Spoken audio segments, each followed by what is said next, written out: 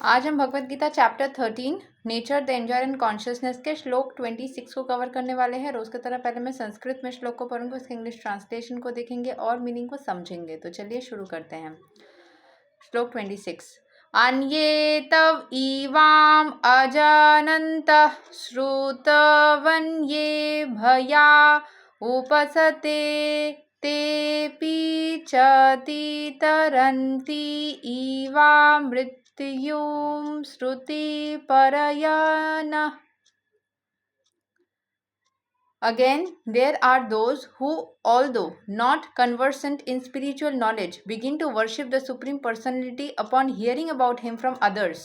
Because of their tendency to hear from authorities, they also transcend the path of birth and death. तो कुछ लोग होते हैं जो स्पिरिचुअल नॉलेज उनके अंदर बहुत ज़्यादा नहीं होती है, वो स्पिरिचुअल नॉलेज उनके अंदर नहीं होती है, वो समझते भी नहीं है, they are not so spiritual, but वो क्या करते हैं कि दूसरों से सुनने के बाद, जब उनको दूसरों से सुनते हैं कि हाँ भगवान का पूजा करके मेरा ये हुआ वो हुआ, करना चाहिए वगैरह वगैरह, तो उनको लगता है कि हमें भी करना चाहिए। और क्योंकि वो महान आत्माओं से या फिर सत्संग में रह करके भगवान के बारे में सुनते हैं और उस पाथ में आगे बढ़ते हैं, इसीलिए वो जन्म और मृत्यु के साइकिल से मुक्त हो जाते हैं और लाइफ में उनकी भी उद्धार हो जाती है। श्लोक 27। यावत् संजयते किंचित् सत्त्वां स्थावरा जंगमं क्षेत्रज्ञाना समयोगत तद्विद्धि भरतर्षभा। O chief of the Bharatas, know that whatever you see in existence, both the moving and the non-moving, is only a combination of the field of activities and the knower of the field. तो chief of भरता मतलब ये क्या बोलते हैं, अर्जुन को बोला जा रहा है कि नो, जानो कि whatever you see in existence, जो भी तुमको एग्जिस्टेंस में है दिख रहा है, both moving and the non moving, चलमान अवस्था में हो या स्थिर अवस्था में हो, is only a combination of the field of activities and the knower of the field. ये सारे कॉम्बिनेशन है किस चीज़ का? शरीर, फील्ड ऑफ एक्टिविटीज शरीर का, और knower of the field soul का। सोल को पता है शरीर के बारे में, तो सोल का और शरीर का कॉम्बिनेशन ही है सारे चीज़ें। सिर्फ शरीर नहीं है, सिर्फ आत्मा नहीं है, combination of material nature and the superior nature the living entity. यहाँ पर जैसे लिखा है, without the touch of the superior nature the living entity can not grow. Superior nature के यानी कि भगवान के आशीर्वाद के बिना इंसान या कोई भी लिविंग चीज़ बढ़ ही नहीं सकती। तो भगवान का अंश क्या है? वो सोल है, वो आत्मा है। तो परमात्मा का अंश वो आत्मा है, उसकी एग्जिस्टेंस में एक शरीर रूप ले लेती है, काया ले लेती है, एंड फिर वो ग्रो करने लग जाती है। The relationship between matter and nature is eternally going on and this combination is affected by the supreme Lord. Therefore he is controller of both the superior and the inferior energies. The material nature is created by him and the superior nature is placed in the material nature.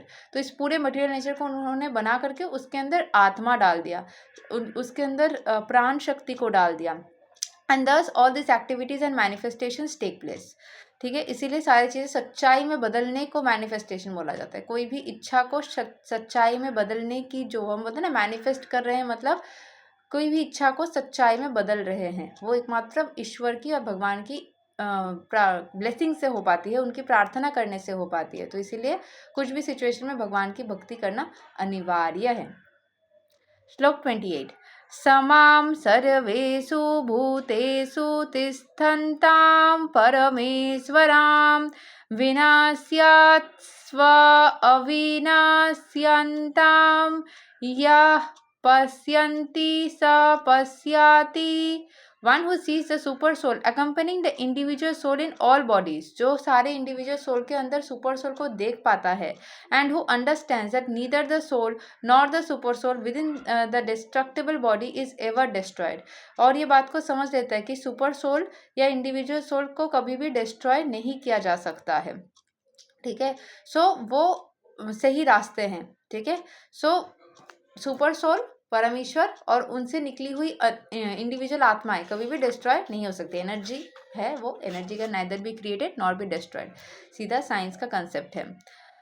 हम श्लोक 29 तक आज पढ़ेंगे. सो श्लोक 29. समां पश्यान् हि सर्वत्रा समावस्थिताम् ईश्वरां नाहि नस्ति आत्मनात्मनां तातो यति परां गतिम्.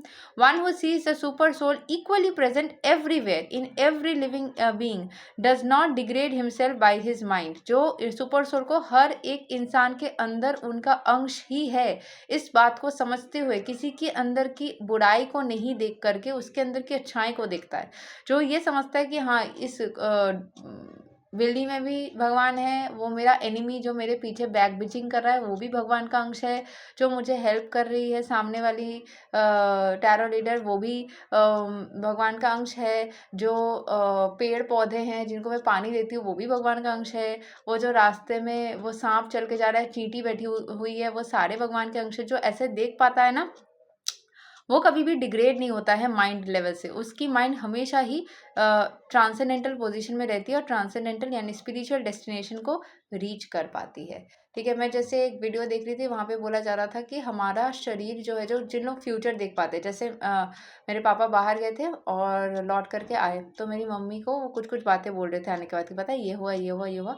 तो मेरी मम्मी बोल रही थी कि मैं तुम्हारे आने से पहले सो गई थी और सोने के बाद तुम जो जो अभी बोल रहे हो ये सारी चीज़ें मुझे नींद में भी दिख रहा था. सो दिस इज़ कॉल्ड कि हमारा कॉन्शियसनेस इंट्यूशन लेवल से या एस्ट्रल रेल्म में थोड़ा सा ट्रैवल करता है. हमारी माइंड की कुछ फ्रीक्वेंसीज उस एनर्जी के साथ में कनेक्ट करके फ्यूचर को अपने अंदर क्या बोलते हैं उसको, अट्रैक्ट कर लेती है. That happens through spirituality. So आप उस ट्रांसेंडेंटल डेस्टिनेशन में रीच कर पाते हो, उस लेवल पे खुद को जागृत कर पाते हो कि जो भी आप फ्यूचर में होने वाला है वो समझ लेते हो, आप इंट्यूटिवली उस शक्ति तक पहुंच पाते हो. So this happens only through continuous spiritual practices and through spirituality. So आज 29 श्लोक तक पढ़ेंगे. नेक्स्ट जब भी हम पढ़ेंगे श्लोक 30 से आगे पढ़ेंगे. तब तक के लिए हरे कृष्णा, राधे राधे, जय श्री राम.